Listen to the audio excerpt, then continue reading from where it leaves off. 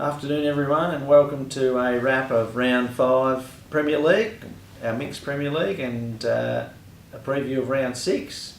My name's Stephen Loader, for everyone who doesn't know me. Most of you probably seen me out hacking around recently in the Premier League. Not having a great time of it out there, but I'm enjoying playing each week and going on the theory that the more you play, generally the better you get, but it's not happening at the minute. But a bit like Greg Chappell, I'm hitting them well, just keep getting out, so good score hopefully for me, not far around the corner. We'll lead into our first match from the weekend, and we had Hybrids versus Cinderella Boys, and the Cinderella Boys on the board with a nice win, 144 to 140 over the Hybrids. Greg Cadd, 38, leading the way for Cinderella Boys. Roman Lewandowski with 39 for the Hybrids, and Kim Richardson 37. Starting off well, but then fading a bit for the Hybrids there. Peter Bowick 33 and Len Drill 31. It's always tough when you're counting those 31s. Yeah. Good effort by the Cinderella Boys. I was mistaken for one of their team members with my shirt on the weekend. I had a nice, quite orangey pinky shirt on, and everyone said I was trying to turn myself into one of them, so not sure what to make of that. Next match we had Hackers versus Against the Grain, and Against the Grain struggled again, didn't actually field a full side, so that's always going to make it tough. So Hackers 138, getting the job done there nicely.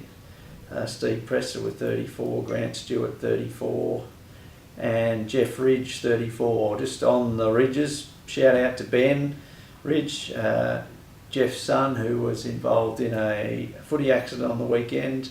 Came off second best with a point post, but he's not in a great way, but he's going to be okay. So if you get to watch any of this, Ben, best of luck with your recovery, and you and I have something a little bit in common where we've run into something a little bit out of the ordinary, so somewhat embarrassing, some might say, but anyway, I hear you still smiling and joking, even though you're probably not enjoying just sitting around home being inactive, so get well. Lady Boys had the bye and had a nice win in our next match. Match 4, the Weapons of Grass Destruction couldn't get it done against Granddad's +1, going down by 4 points. Joel Watson leading the way for Weapons with 35. Granddad's Mark Langenbacker with 38, and Jaden Dixon, who I played with, also on 38, and then Brian O'Neill on 34. So Pro Shop team just wobbling a bit at the minute, not been able to find that consistent run of wins, so hopefully this week. Our next match, Reluctant Heroes versus Caddyshackers. Reluctant Heroes big score, 148, or solid score, to 132 over the Caddyshackers. John Tomlinson 38, Steve Jones 38, Kirk Ardley 37, and Jade Bennett 35. That's a nice solid contribution there. Jason Scott 34 for the Caddyshackers, the only one to really get it going. Mixed bag struggled again, going down to Chubbs Peterson. Steve Pelling 41 points, Nate Laffey 36, and Luke Keogh 38. Rounded out with Paul Allen on 35, so nice big solid round there. Steve Morgan 38 for mixed bag, Michael Bajura 33, Robbie George 33, and Keith McCormack 32. Just can't seem to find that consistency across their top 4 mixed bag. They seem to get one good score in each week, but then everyone else is trailing away. So bit of work for their captain there, Steve Morgan, to get them up and about. Last match, Dipple Balls versus Hump Day, and Dipple Balls just keep marching on, sitting comfortably on top of the ladder now, 6% plus a game on top, and don't really look like being challenged at the minute. Andrew Jacobs 38, Aaron Loader 36, Craig Healy 36, Rob Kilgour 36. Just story of their season so far. They're just really good even contributions, so they'd be Very happy with where they're sitting at the minute. Hump Day 141, pretty solid score actually, but couldn't get it done. Brian Sharp 38, Darren Toll 36, Andy Marr 35, and Neil Orchard 32. So yeah, probably that last score there has just hurt them a little bit. But yeah, as I said, Dipple Ball's flying along to our ladder. Dipple Ball sitting on top with 5 wins. Granddad's 4 wins. Lady Boys 4 wins. Reluctant Heroes now really probably finding their feet. 4 wins. Chubbs, Peterson, Hackers, and Weapons of Grass Destruction all sitting with 3 wins, 2 losses. And Cinderella Boys finally awakened from their slumber and into the 8 for the first time this season, sitting 2 and 3. So I don't have a lot to report on this week happening off the field. Not too much dobbing in. A little bit. I had Chad Jones come and see me from Chubbs Peterson requesting us to withdraw some of the stuff we put on the show earlier about his team, which, as everyone knows, is nothing non-factual that we put into this program. It's all heavily researched and nothing but the truth here.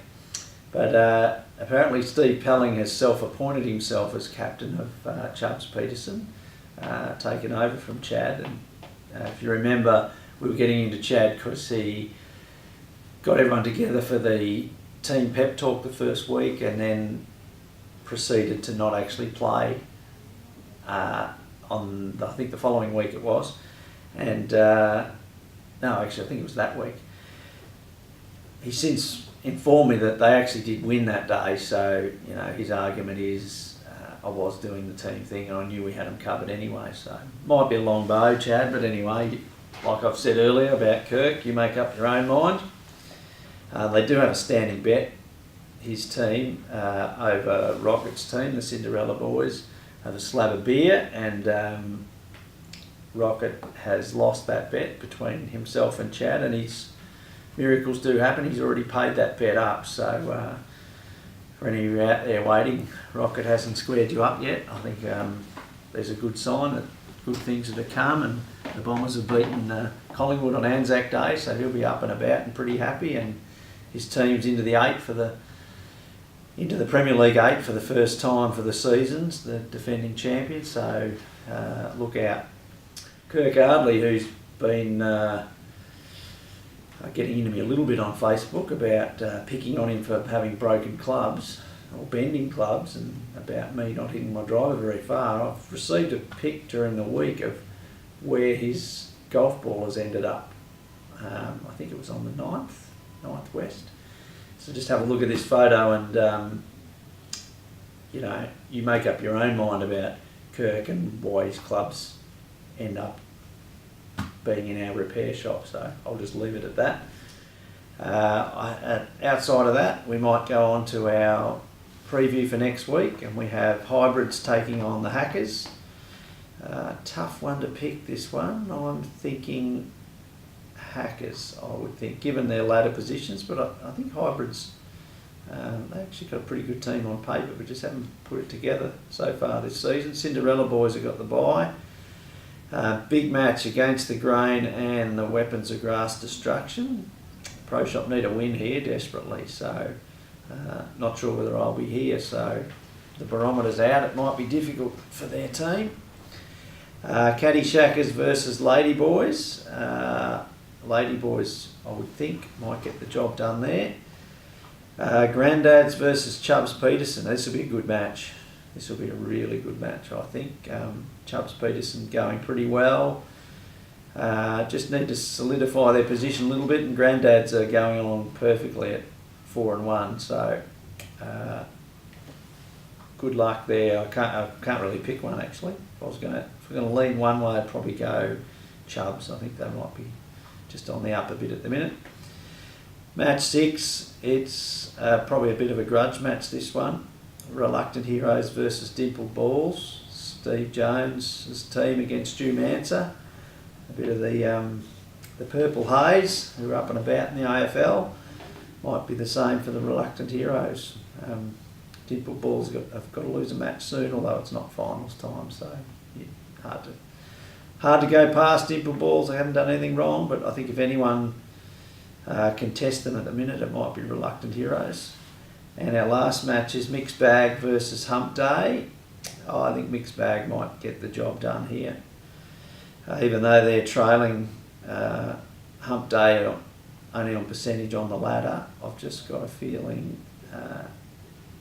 the Giant might be awakening in Mixed Bag, so to speak. Kane Anderson's gone through a bit of a rough patch, and I think he's on the coming out of that. Steve Morgan is probably due for a big one, and Peter Goff now played a bit of golf recently, will have some consistency in him.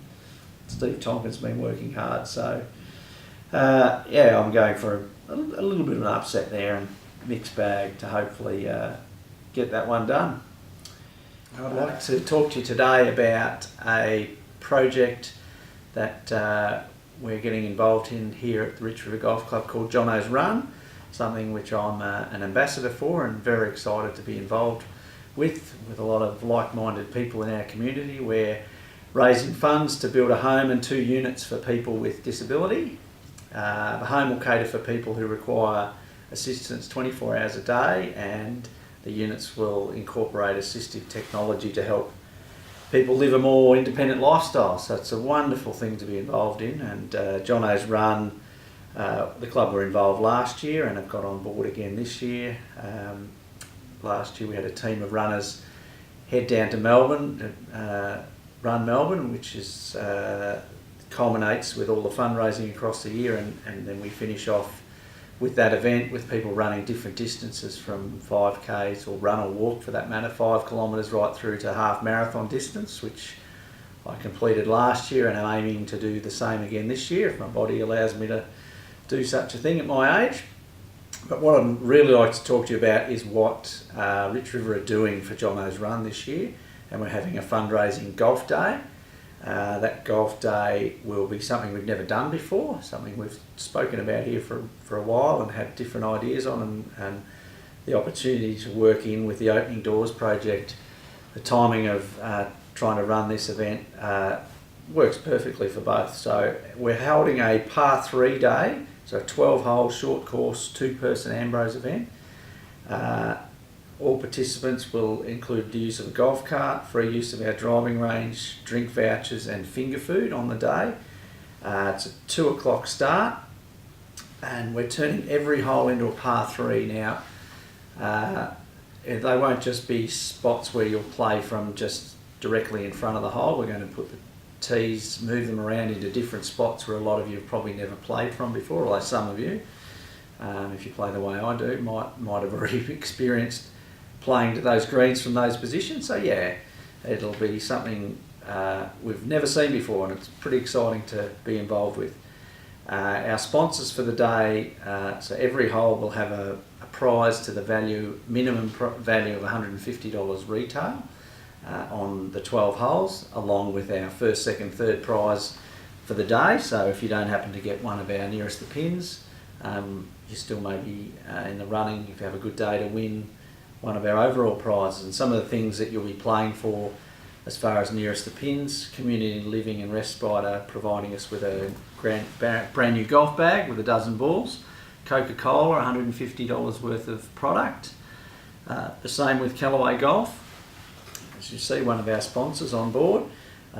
Limelight, which some of you may or may not have seen. They're providing a limo ride for 1 hour, so if anyone's got a dead ball coming up or a wedding or something like that, might be a great opportunity to turn that into a really special day.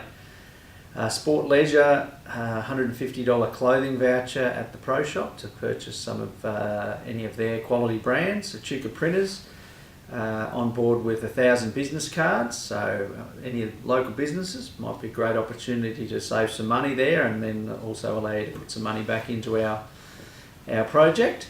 Echuca Mazda and Mitsubishi on board with a $150 service voucher.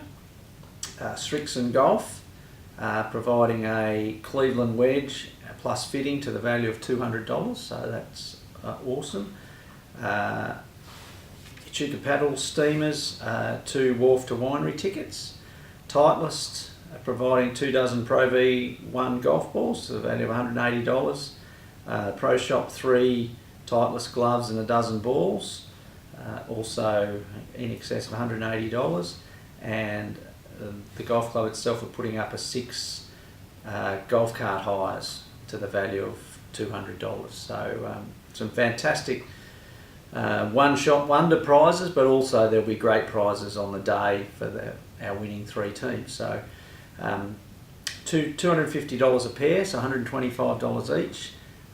Keeping in mind a vast majority of that money is going back towards raising funds for our project. So it's Rich River's way of trying to give something back. We're obviously donating the course for the day, and we just need all the people out there, friends, family, supporters of this great group to get some time free, put your hand in your pocket and support this wonderful cause and this will be a great day. I said unique, never been done here before, and we can't wait. So if you want any more details, contact the Pro Shop on 54813372, or you can go to our tournaments page at the Rich River website, and you'll be able to download an entry form from there, or you can pick up entry forms from the Pro Shop. I'm sure if you called into Community Living and Respite, they would also be able to pass an entry form on to you. So it will be limited, obviously, for numbers, with only 12 holes available and only par 3. So it's not going to be a field with 200 players. It'll be limited to probably between 60 and 80 players tops. So get in early, get behind this great cause, and we can't wait to see you all out there on the day. Thank you. I don't have anything else to report on for this week. As I said, all pretty quiet, and we look forward to seeing you out on the course. It's starting to dry out. We obviously had over 50 mils of rain in the last couple of days, so things are a bit wet and damp at the minute, but a nice breeze blowing out there with the sun, so it should dry out. We look forward to seeing you all next week. Thank you.